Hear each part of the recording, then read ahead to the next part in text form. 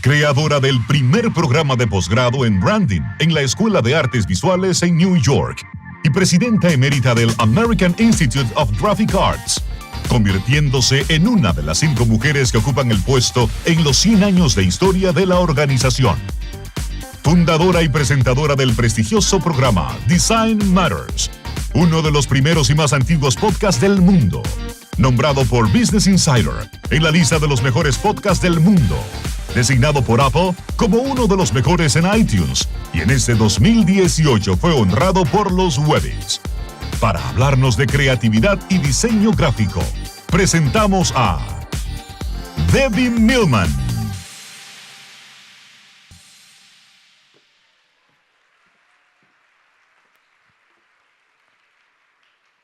Thank you. Such a glamorous entrance. I'm not used to so much pomp and circumstance. Thank you so much, Santo Domingo, for having me here. I am really, really honored.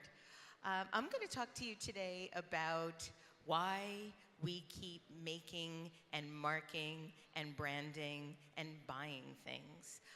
This actually started about 13 years ago, quite by accident, actually. It started because my then elementary school-aged goddaughter asked me a question that I couldn't answer. And just for a little bit of pretext, I have been working in branding and design for 30 years. And she was asking me this particular question because she thought, as somebody who had been working in the business for as long as I have, that I would have a really easy answer to her question. Little did she know how that question would change and impact my life. What she asked me why was, in 2005, why MySpace was so popular. Anybody remember MySpace? Anybody remember? Okay. Well, this is what it looked like back in 2005. In 2005, I want to sort of paint the picture of the world. At the time, Facebook was really just something that was being used at Harvard. YouTube was about 2 years old. We were primarily using our smartphones, our devices, for email and for gaming and for buying things and for porn. Then, within 1 year, MySpace was launched and became the most popular website on the planet. In 2005, MySpace actually surpassed Google in the number of page views it was getting per day. And so, my goddaughter, who was in elementary school, whose friends were all obsessed with MySpace, asked me, the supposed branding expert, why MySpace was so popular, and I had no clue. I had no idea, and I went into a bit of a shame spiral because I didn't know. And I felt, because I was the supposed brand expert, that I'd better find out.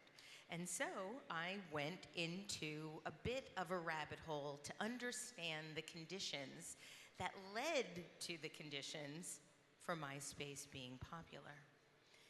And I went back to look at how modern branding had sort of began. I had to go all the way back to the beginning of modern branding.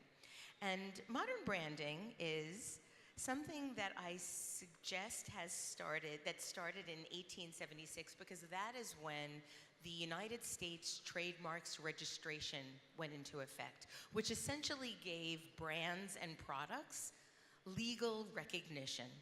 At the time, we were primarily buying our things from general markets that looked like this, from clerks that would measure out different things, put them into bags and give them to us, and we would pay and then go home. At that time, there was very few recognized brands, very few brands that were labeled and familiar to consumers. 160 years later, we now live in a world that looks like this. We're living in a world with over 100 160 global brands of advertised water. Water. We live in a world where we have 113 different kinds of contact lens solution that we might want to buy. If we look around, we see malls all over the world. There are over 50,000 malls just in the United States alone, and they all have the same stores. I was really struck today when I came up to the venue about how many stores and brands I recognized from every country I visit on this planet. And I started to look at whether this was a good thing or whether this choice, this amount of choice, was a bad thing. And what I realized when I started to look at all of the organizations that were against branding or were anti-branding, what I found was how much these particular movements and organizations use the very tenets of branding that they were so vehemently opposed to. So for example, if you go to the Adbusters website, what I found was Adbusters branded sneakers that they were selling in an effort to raise money. So for me, it really wasn't about whether this is a good thing or a bad thing, because both the good side and the supposed bad side are using the exact same behaviors. They all have logos, they all have websites, they all have PR and marketing, they all use design, they all advertise. So for me, it really isn't about, is this a good thing or a bad thing? It's really about why. Why do we behave this way as a species? Why do we seem compelled to keep making and marking and branding and buying?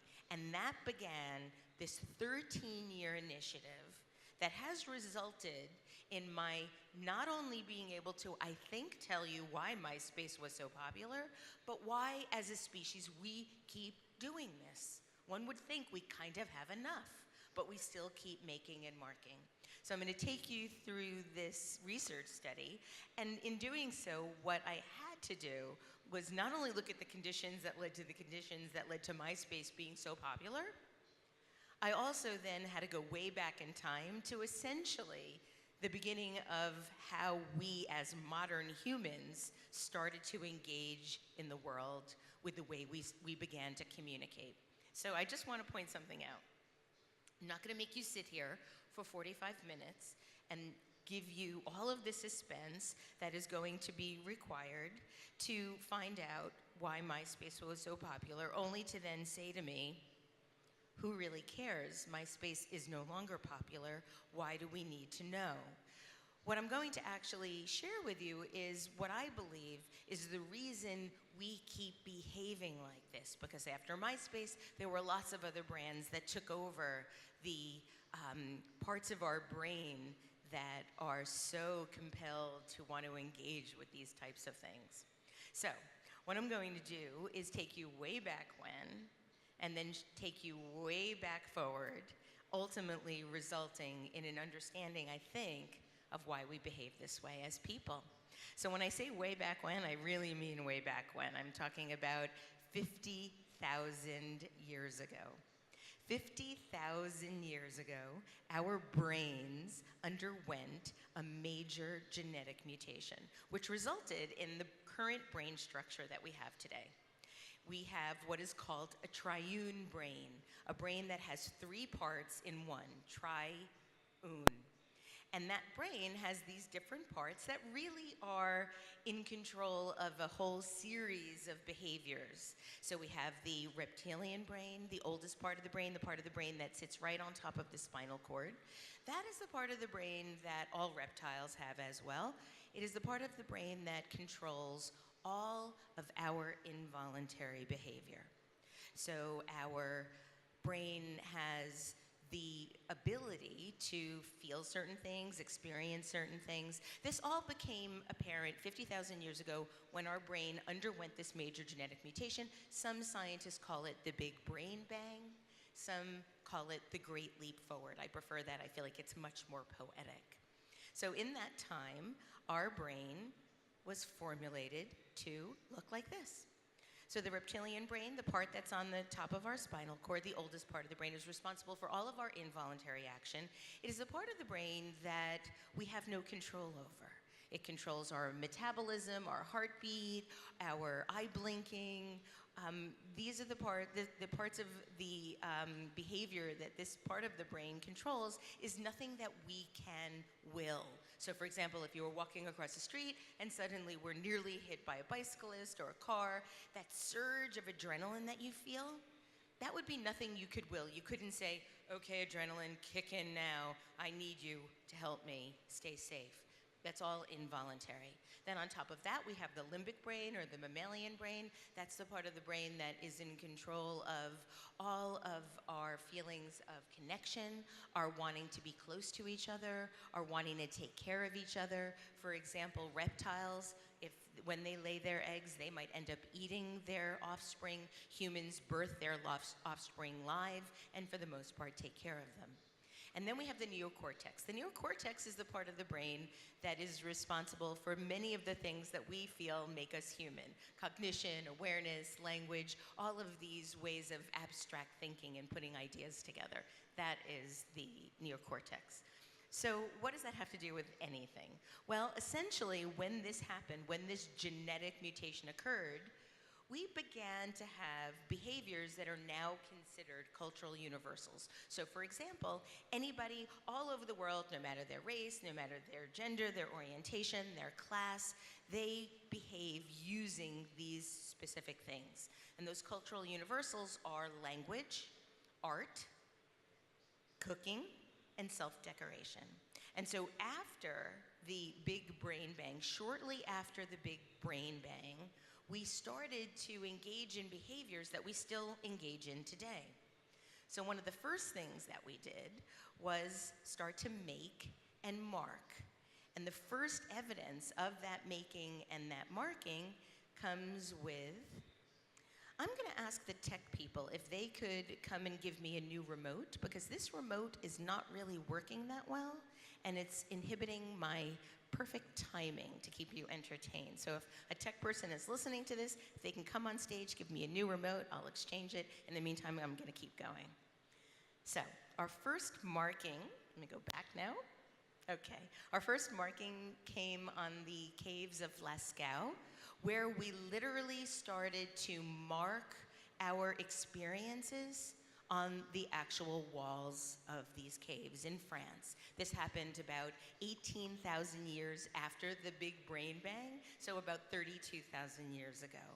And we were literally expressing ourselves on the walls of these caves to be able to share our experiences, our thoughts, our memories, our reality.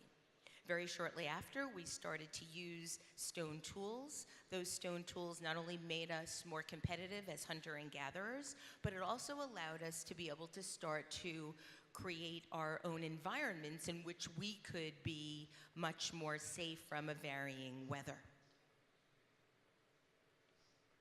About 10,000 years ago, we started to array ourselves with makeup. We started to self-decorate. Now, we didn't self-decorate for seductive purposes. We actually self-decorated to make ourselves at the time more beautiful to God. But because we had a different perception, different tribes around the world had different perceptions of what this God was, what this higher power was, we started to create marks to telegraph our beliefs to others instantly. And so we started to create logos. The world's first identities were actually religious symbols that allowed us to communicate to each other what we believed. And that's really what a brand is. It's a system that we agree on means something we agree on. So we were so convinced of our beliefs that we often, and still do to this day, fight over them. We fight over them to the death. Now, what's interesting about the way we started to fight was the way in which we used flags to signify what we believed in. The earliest flags were actually used on the battlefield, and they were used as a way of signifying what side you were on. So, for example, at the time, there were no mass manufactured uniforms. So the only way you were able to know which side you were on was to actually see what flag you belonged to and what you believed in. And that is the way we were able to identify whether somebody was a friend or a foe. We weren't actually able to identify that just by the sheer virtue of looking at each other. So the actual word brand itself shows up in our culture in 1010 AD, and it shows up in the Anglo-Saxon poem Beowulf, and it literally means to mark or to destroy by fire. And we started to use this term to signify ownership.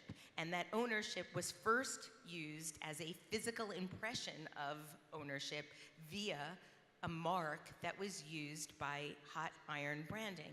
First used by pine tar, then by hot iron branding to signify that you owned the livestock that was in your purview. So brands as we know them now, the things that we engage with, the things that we use, the things that we wear, that we eat, that we have around us, really began, they originated in the late 19th century. And again, the reason why I specifically use that time is because that's when brands became legally recognized. They became legally recognized on January 1st, 1876, with the advent of the Trademarks Registration Act. The very first brand in the United States isn't even an American brand. The very first trademarked brand in the United States was a brand of beer. I think that says a lot about us Americans. And now I'm going to show you the very first case of official product placement with Bass Ale. 2 years after the Trademark Registration Act, Edward Manet made a very famous painting. I'm going to use my little laser pointer. And there it is. Can you see it over there in the corner? It's actually the same identity now to this day. So what's happened since then, and what does this have to do with MySpace? Well, what I've done is I've looked at the introduction of all the major global brands since then, since 1876. And I've created a timeline that shows how each movement of brands influenced our behavior and the way we live and the way we think and the way we parent and the way we love and the way we couple and the way we think. And what I'll show you is how each of these stages led to what we see and believe and feel now. And so while some people might say, do our buildings create us or do we create our buildings? I would suggest that we ask, do we create our brands or do our brands create us? So I'm going to take you through 5 waves of what I'm calling the advent of modern branding, 5 waves.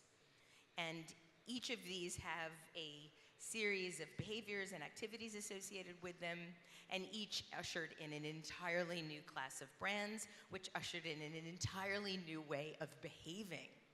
So, wave 1 is the, wait for it, I guess nobody's helping me with my remote backstage.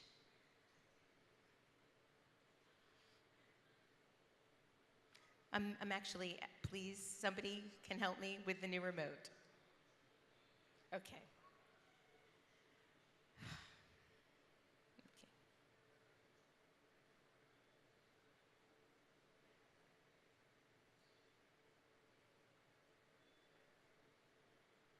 Okay, wave 1. Here, brands guaranteed quality and consistency. This was the beginning of branding.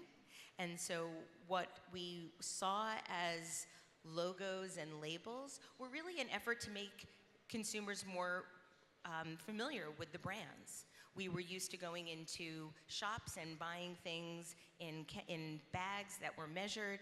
All of a sudden now, having a box or a canister or a sleeve that something was in made it seem fresher, and consumers were willing to pay a premium for this new type of product. Interesting now how 160 years later, we're actually more apt to pay a premium for something that isn't in a box, or isn't in a bag, or isn't in a wrapper. We're much more willing to pay a premium for something where we could measure the distance from where it was grown to where it was sold.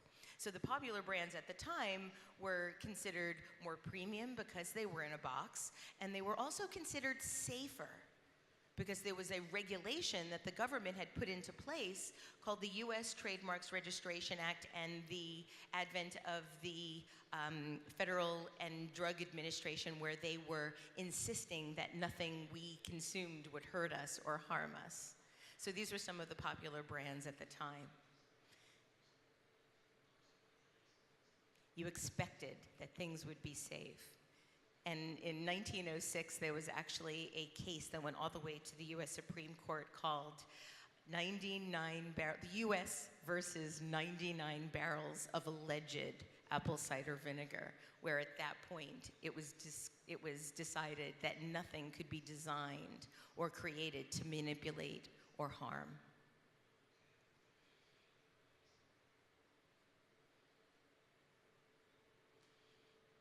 I'm sorry about this.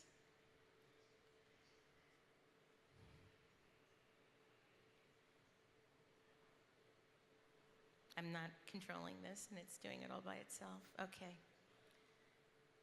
Wave 2. Here is where brands become anthropomorphized.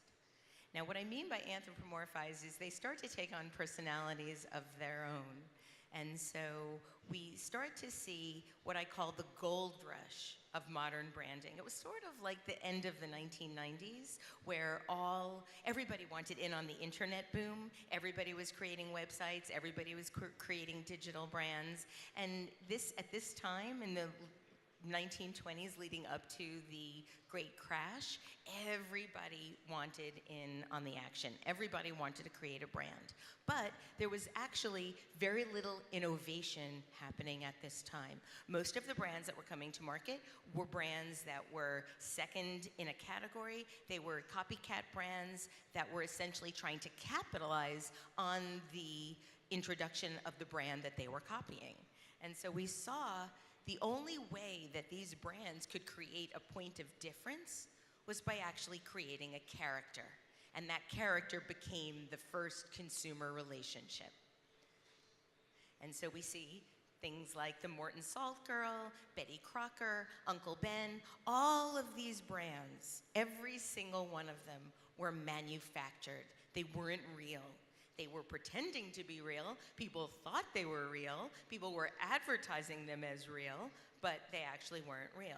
People thought that Betty Crocker was so real, and she was so popular, that someone actually called General Mills, the company that owns Betty Crocker, and asked for her hand in marriage.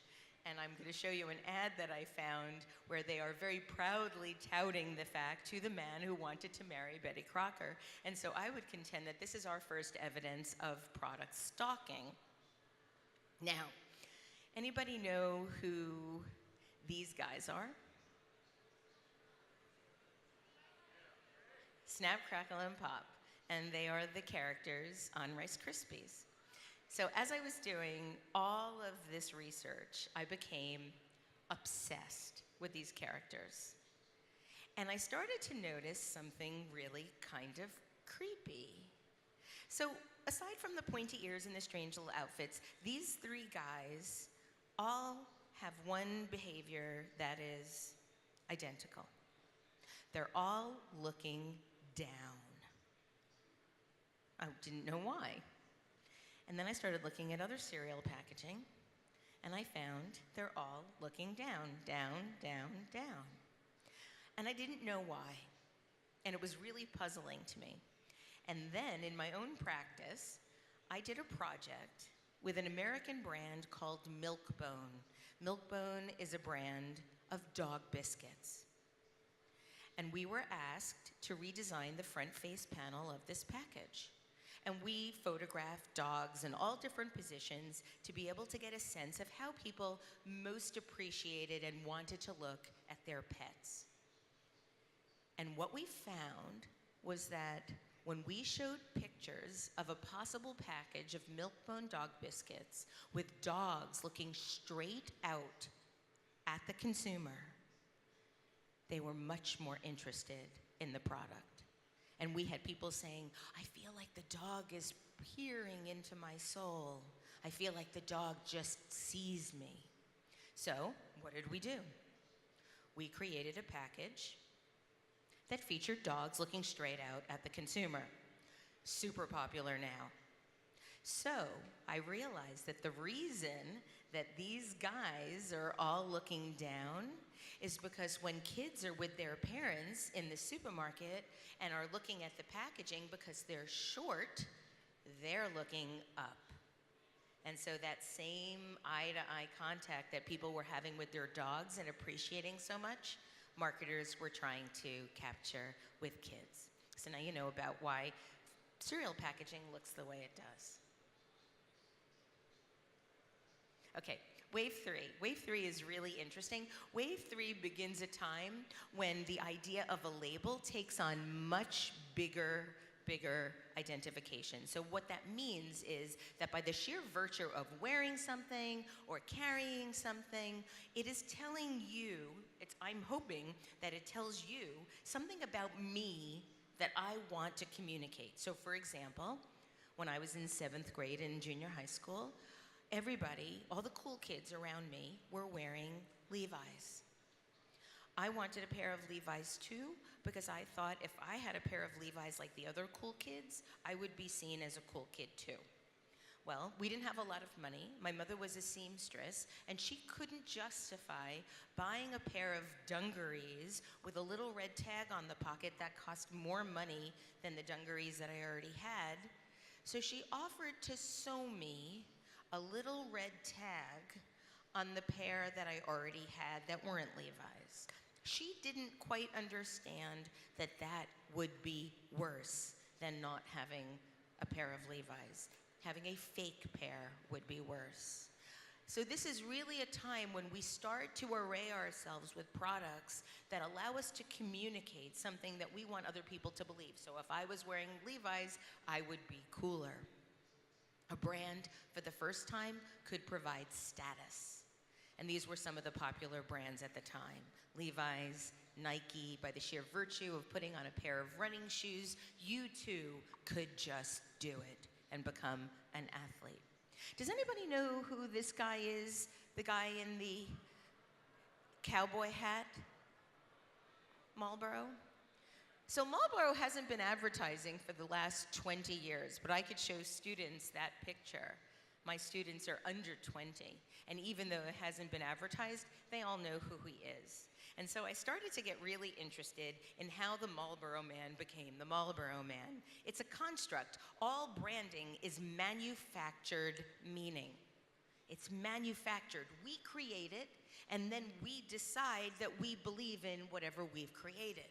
And so I really wanted to figure out, how did the Marlboro Man become the Marlboro Man? And I thought it would be worth telling you because it's a super, super interesting story. So the Marlboro Man wasn't actually created until the 1950s, but Marlboro cigarettes were actually created in the 1800s, and they were created in England. And they were created in England for women. This was a brand that was featuring the first filtered tip on a cigarette.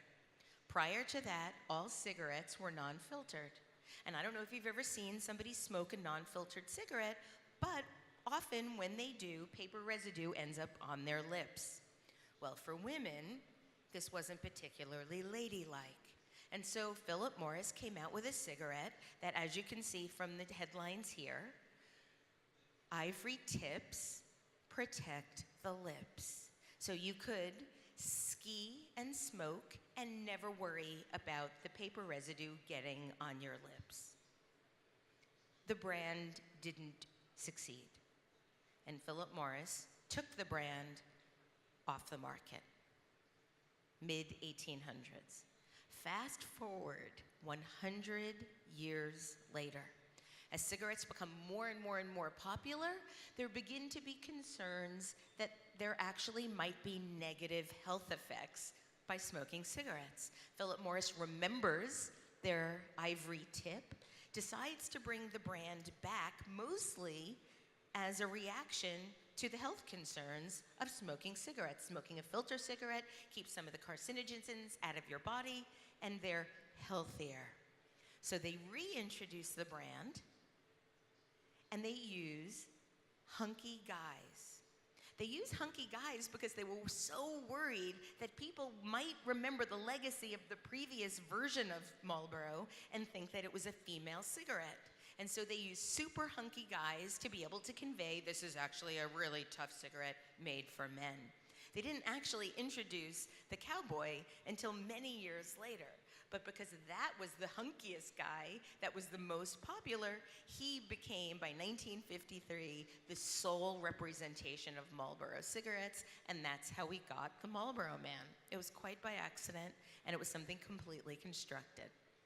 So now we go into wave 4, brands as an experience, and this is where we start to see some of the brands that we're so used to working with and making with and using today. And in the sheer virtue of using these brands and engaging with these brands, you anticipated an emotional transformation.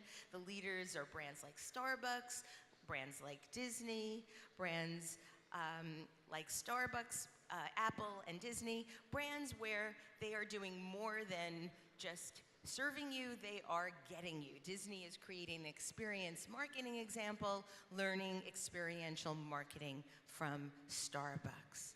Wave 4. So before we get to wave 5, I actually want to talk a little bit more about our basic instincts, and I want to talk a little bit more about our cultural universals. So our cultural universals as we know them are food, shelter, reproduction, and survival. But as a species, we also have a collective tendency. And that collective tendency is to organize ourselves in some sort of pack. And we see this actually all over the planet. It's not just humans that do this. We feel safer and more secure in groups. We feel more protected. We feel like if something happens, we have others that might be with us, or they might be the one that takes the bullet.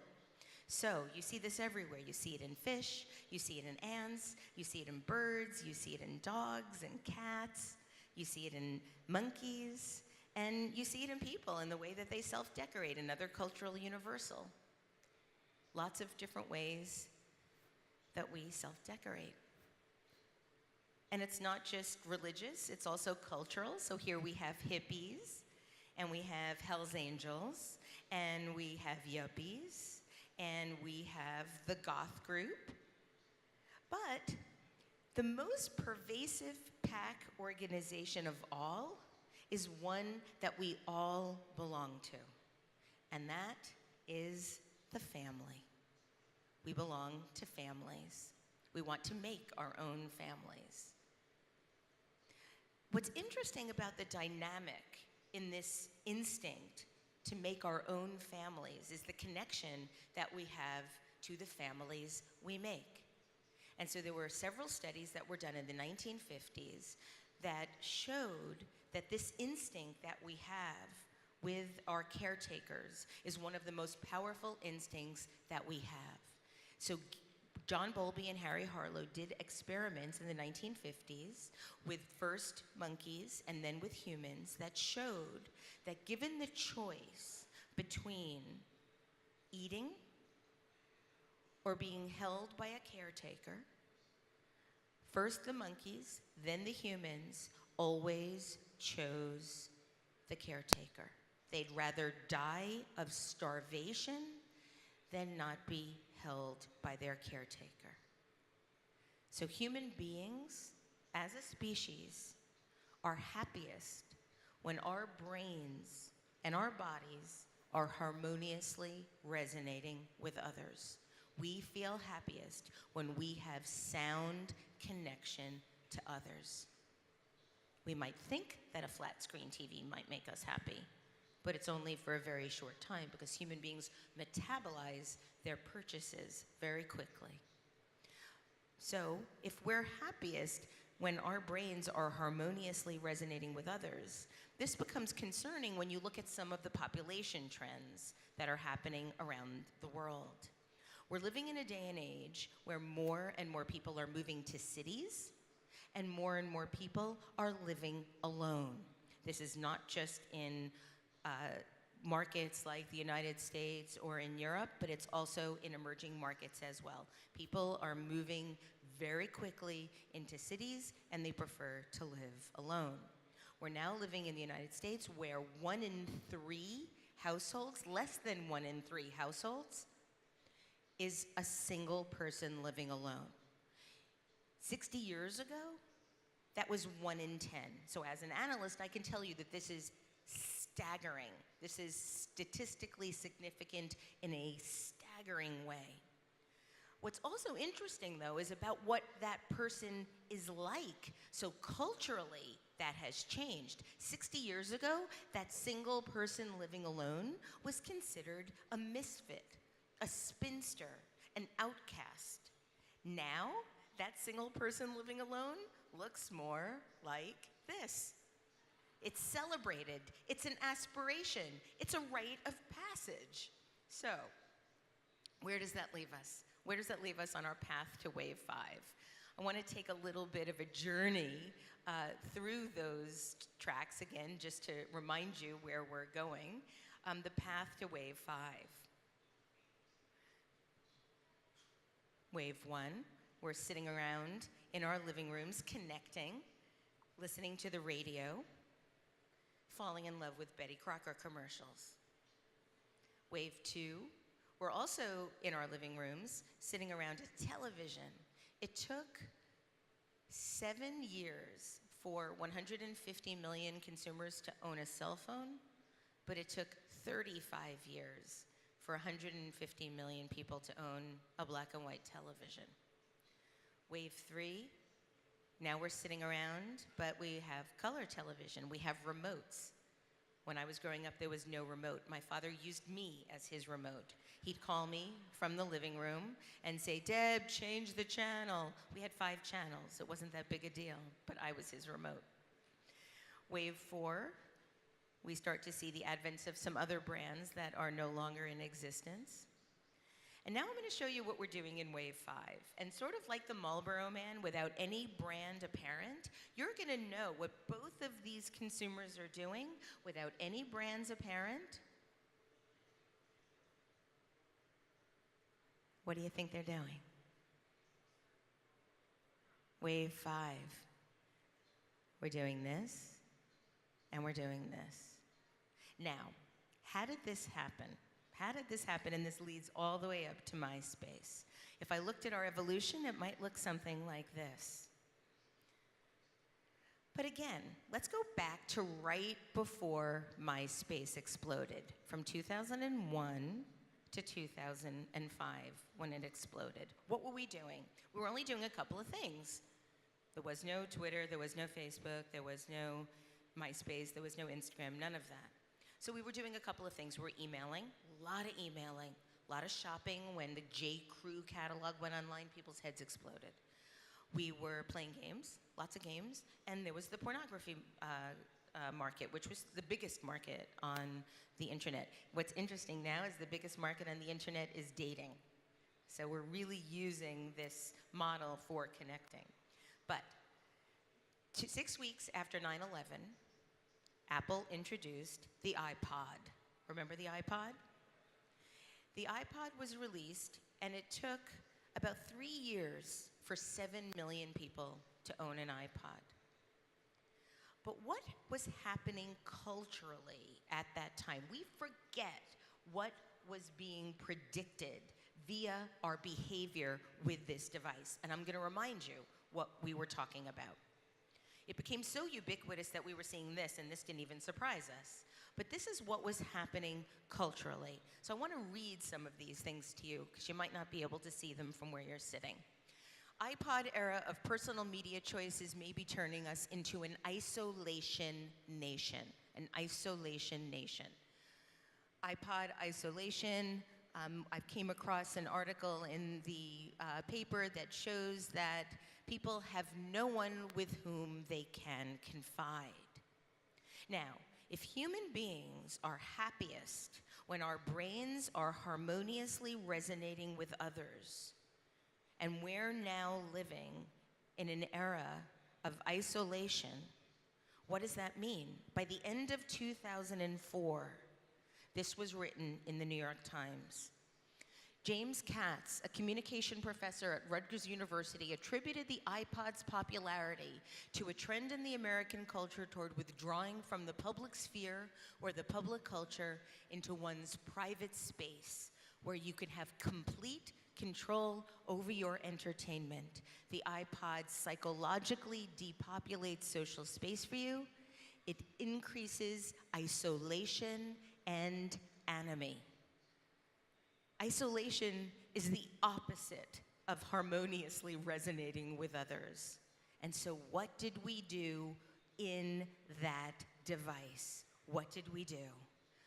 We created something remarkable. We created a way to be able to connect in the device so we would no longer be isolated. And that is why we created MySpace. And that is why it became so popular. Suddenly, this device that we were feeling so isolated with, but so compelled to use, allowed us to be able to connect in that device. So Wave 5, I call limbic brands. Wave 5 are limbic brands. These are brands that are connectors. They help us connect. And it's not just MySpace anymore. Now it's not only these brands online, but also brands like WeWork or The Wing, brands where people can actually connect in person. It's not just about connecting in the device. We're not addicted to our devices. We're addicted to the feelings that we have in our devices. We're addicted to the connection that we have with others and how we feel about ourselves through that connection with others. So why do we brand? Why do we keep doing this? I see branding as a form of invention and as a form of evolution. Just as we evolve everything else, we evolve the products and the brands around us. It's a process of innovation and a process of invention. But there's something happening now that is really concerning to social scientists and probably to parents, and that is how much we are measuring through our devices. You know, one of the other things that we humans do is compete. Survival of the fittest. We want to be the best. We want to be the brightest. We want to be the richest, the smartest, the prettiest, whatever. So now we're using these devices to measure everything.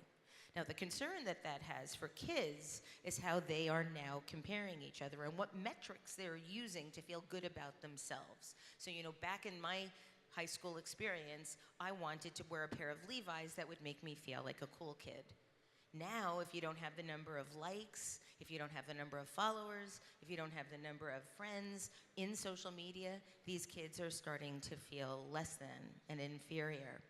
And so now what we're calling Generation Z, this new generation of kids, we're calling Generation D, D for depressed. This is concerning, and this is something that we have to be very, very careful about.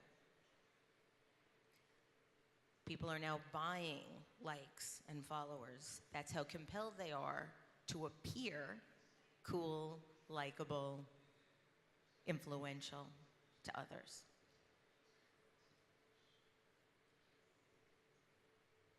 So where do we go from here? Believe it or not, I have hope. I have a lot of hope. I have a tremendous amount of hope about where, as a species, we're going because of some things that have been happening in the last couple of years.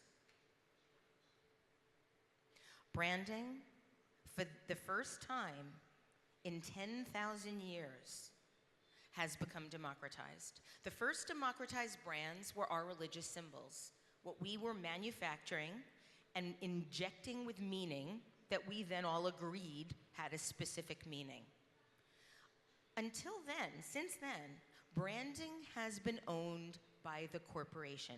They were a corporate tool that was used to signify value, and it was very much a top-down equation. Corporations brought out brands, distributed them, marketed them, promoted them, and there was a financial fiduciary responsibility that corporations had to their shareholders. There had to be value.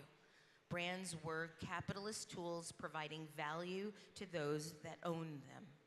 So there was a P&L, and there was market value and market shares, and there was a return on an investment that was expected. That's why the original Marlboro was pulled off the shelves. But now, the tables have turned. And in this democratization, we're seeing brands created by people with no financial need.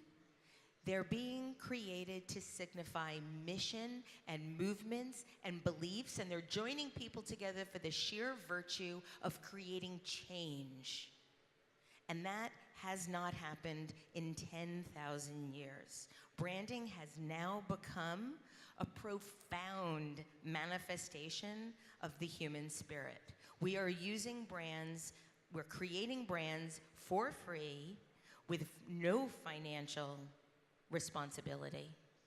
Consumers are creating them for each other, to be able to create change, to be able to create a world that we envision is better for us, and to create a way to connect in a more meaningful way. So I have a lot of hope that we can do this together. Malcolm Gladwell said in an interview that I did with him, never before have we had the kinds of communication technologies in the hands of those who have the greatest desire to innovate. And that, ladies and gentlemen,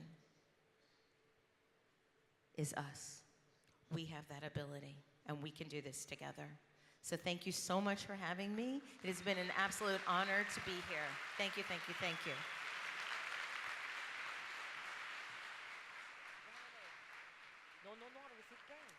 And I think I'm going to have a Q&A now with somebody from the conference. And they're bringing chairs out. But no new remote. Was it terrible with the remote? No? Yes? Okay, thank you.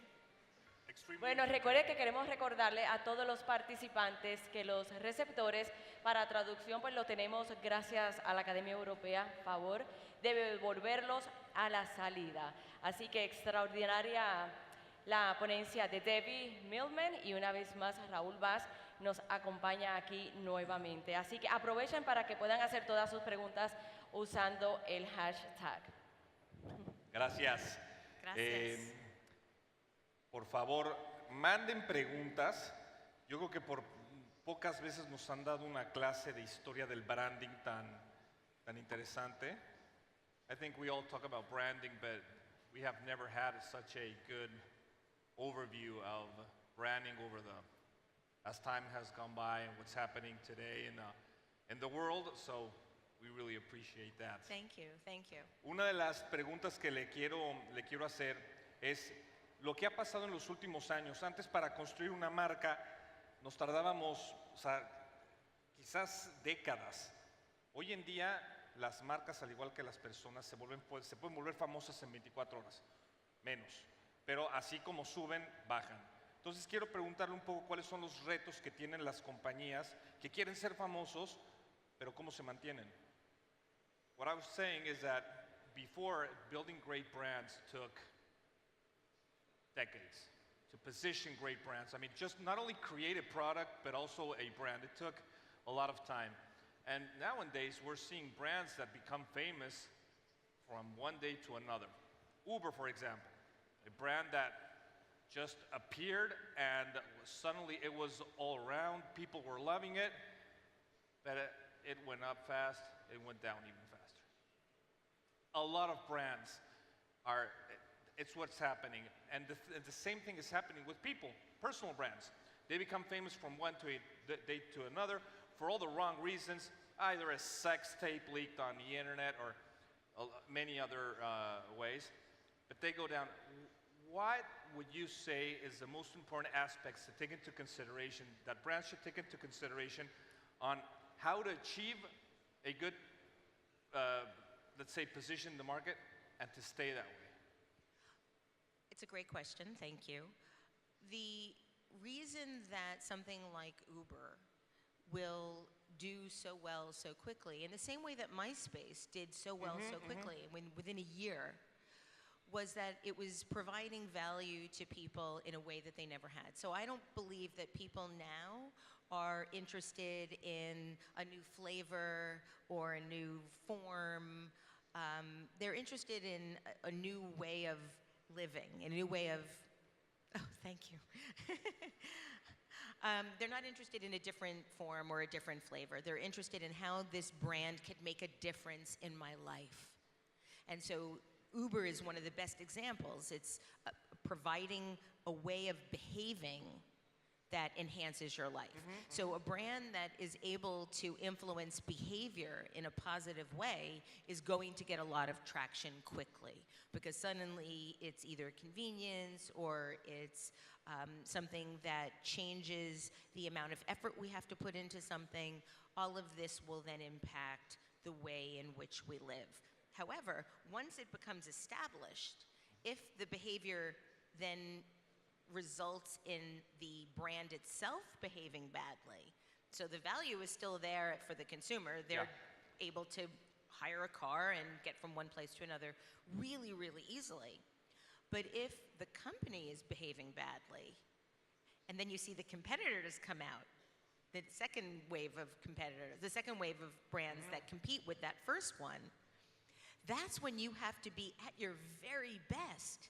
And if you're not, those second level entrants are going to be able to beat you. So what Uber did wrong was behave badly once they became successful. And a lot of brands do this. They think that once you reach a certain level of success, that that's guaranteed, and it's never guaranteed. But when you say you got to give your very best, when that second wave of competitors is coming, what do you mean by give? I mean, everybody is always trying to, everybody says they're, oh, I'm giving my best. Oh, no. I don't mean, I mean behaving with actual... being a good corporate citizen? I mean, I think that being a good corporate citizen is important, but I'm talking about basic human behavior. You know, for people to feel unsafe in cars, for the Uber drivers or the Uber staff to be accused of assaulting each other or passengers, that's going to immediately denigrate the brand. So yes, there's two levels of corporate responsibility. One is internal and one is external. And you want both to be equally transparent and equally authentic. And so people are willing to give up a lot for convenience. They're not willing to give up their own personal ethics. They're willing to give up their privacy before their ethics. Okay. We have a question from Rafael Gutierrez. He even wrote it in English. So, is it fair for brands trying to shape people to make them be as they are, or should brands shape themselves after their own audience way of being? I think that the word that is most concerning to me in this question is shape. Because shape feels like you're manipulating and that you're being opportunistic and that you're creating something in order to achieve a result, which shouldn't be the lead gene in launching a brand. The lead gene in launching a brand should be to create some sort of value for your customer. If you're looking to shape something, it's very internally driven. All brands need to be externally driven. What are you doing for the consumer? What benefit are you providing them? If you're trying to be opportunistically trying to shape to culture, then you're reacting as opposed to proacting. And all brands need to be proactive first. Reactive only gives you that moment in time that you might be of the moment. You might be fitting into trends. You might be fitting into a specific gestalt, but it's not something that has longevity to it because you're shaping to outside purposes, and that's not anything that will ever be able to be sustained long term. Okay. I think that's extremely fair to say. Jorge Flores Cepeda. Are brands how we know them today going to survive or need a critical update for digital landscape? What about consumer trust? Sorry, customer trust. I think that trust is the most significant reason somebody will or won't buy something. Okay. The most. People might even like or appreciate what the brand can do or offers, but if there's no trust there, then they will stop buying it. I think that trust is probably the only currency we have left. Wow, that's a strong statement. Because if you aren't, trust and identity, or I believe that identity is going to be more valuable than ever before. Because your identity will be used for every possible entry point. And a brand like Clear, I'm not sure if you have that here yet, but it's a brand that allows you access into things by either your fingerprints or the iris of your eye. Because there's so much identity theft, because there's so much hacking, people are no longer the owners of their own identity. And so Clear gives you an ability to own your own identity. And that ownership will be all we have left, and all ultimately organizations, corporations want access to. They already do. They want our data, they want our information. If we can't trust who we're giving our information to, I don't believe that there's any long-term way that they'll be able to exist. I would say that my takeaway from this you said is that probably branding is the art of building trust. Would you say that? That's a really, yeah, actually, absolutely. Well, you were the one that just taught me well, that. Well, no, I mean, you pulled that together. That's really good, yes. Well, I appreciate everything you said. Señores, un aplauso, por favor. And thank you very much for everything. Thank you. Please.